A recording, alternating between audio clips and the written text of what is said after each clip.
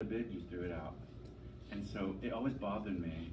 Like I'd be right in the middle of like grading or doing something that I was concentrating, and she would just throw her bid out right in the middle of it. And I'm like, she goes, okay, so I want to tell you something really quick. So I was listening to this thing today, and I'm like, wait a minute, this feels so disrespectful. I'm right in the middle of doing this, and you want me to respond to this, right? So it was like, so you're gonna negotiate through this. Like I'm saying, I really want to listen to what you have to say, and there are some bids you can throw out to me that I will throw anything down for. But if you throw a bid out over like, hey, are you gonna pick up so and so tomorrow? Like that can wait 2 minutes for me to wrap up what I'm doing, right? Because I can't be expected to respond to every single bid the second you've got the bid coming through your mind, you know? And so we had to negotiate around that because she came from a home in which if you weren't responding to the bid when it was thrown out, then you weren't being attentive. And so one thing we do with our kids is our kids have bids all the time. Did I tell you guys this? So what we do with our kids is when they have a bid, we have them put their hand on our leg because we're not going to respond to them, and then we put our hand over their hand, just to let them know that we know you have a bid for us, and we're going to respond to it as soon as we're ready. Right. So I think there's a need to say, hey, what you're saying to me is really important, and I do want to respond to it, but the timing becomes also important, and prioritizing bids. Yeah. You know, something that I find interesting is our daughter that has attachment issues. When she has a bid, it has to be responded to immediately. Our other two children can do that. We did the hand on hand thing and wait. Postponing bids, but with right? her, you know, if she's talking to you, you better be ready to go. Yeah. Because she doesn't want to repeat it again. She feels like that's disrespectful if you make her repeat it. Or if she wants you to listen to a song and you're in the middle of something, you better, if you really want to show her that that's where you're at, you better drop it and you better do it, because she has no ability to regulate herself and come back around to it. And I find that interesting. I don't know if that's because it's an attachment-based issue or more attachment threat easily. Yeah. More impulsive. Yeah. Much more. Yeah. Totally. Also, all the nonverbal bids. I'm not just talking about verbal bids. You're lucky if you get a verbal one.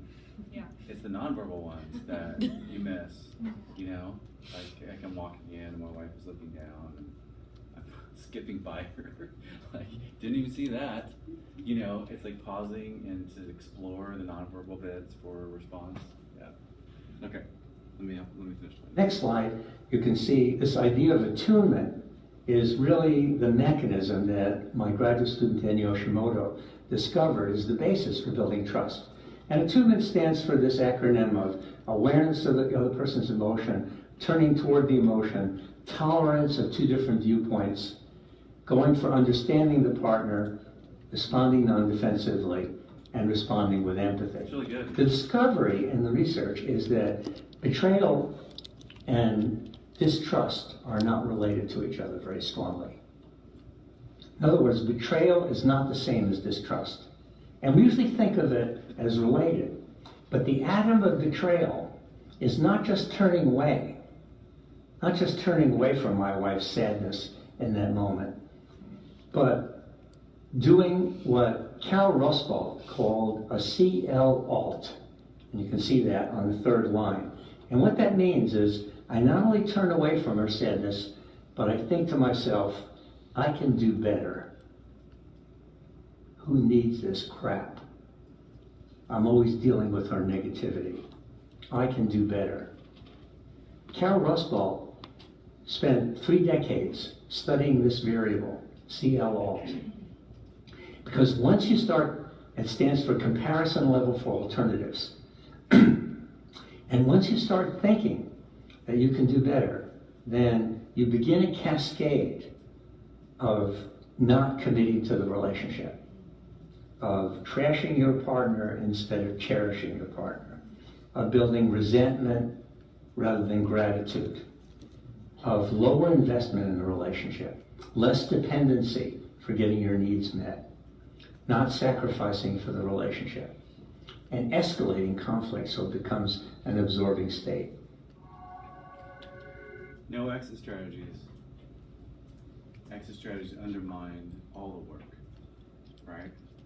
So no alternatives. Because alternatives, those comparisons are never fair to the relationship.